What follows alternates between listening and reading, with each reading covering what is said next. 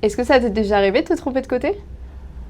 Non, ça m'est jamais arrivé de me tromper de côté, mais en fait on a plein de précautions pour éviter ça, il y a plein de garde-fous. Une des choses les plus importantes, c'est d'avoir un dossier médical bien tenu.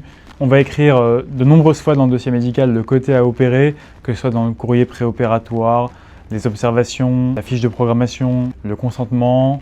Donc on a beaucoup de documents qui répètent la même chose. La deuxième chose, c'est qu'on va demander de manière répétée à de nombreuses reprises aux patients quel côté on va opérer. Alors parfois ça fait un petit peu peur parce qu'on a l'impression que les soignants ne sont pas au courant du côté qu'on va opérer, mais en fait rassurez-vous, c'est normal. Ce sont juste des mesures de précaution. On sait quel côté va être opéré, mais plus on pose la question, moins il y a de risque d'erreur. Combien de fois on vous a posé la question de savoir quel côté il fallait opérer depuis que vous êtes arrivé?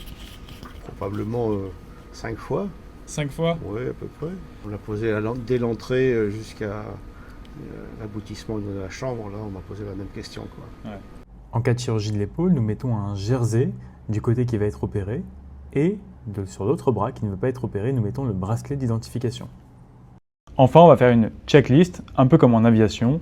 On va, avant l'opération, avant même que le patient soit endormi, vérifier qu'on est dans les bonnes conditions. Et on va notamment demander le type d'opération et le côté à opérer. Bonjour madame, ça va? Vous pouvez me donner votre nom et prénom s'il vous plaît? De quoi on vous opère? Du bras. Droit ou gauche? Non. Gauche. Vous avez des allergies? Non. Vous fumez? Non.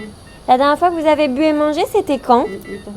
Grâce à toutes ces mesures, aujourd'hui, le risque d'erreur est quasiment devenu nul et il est très rare qu'il y ait des erreurs de côté lors d'une chirurgie orthopédique.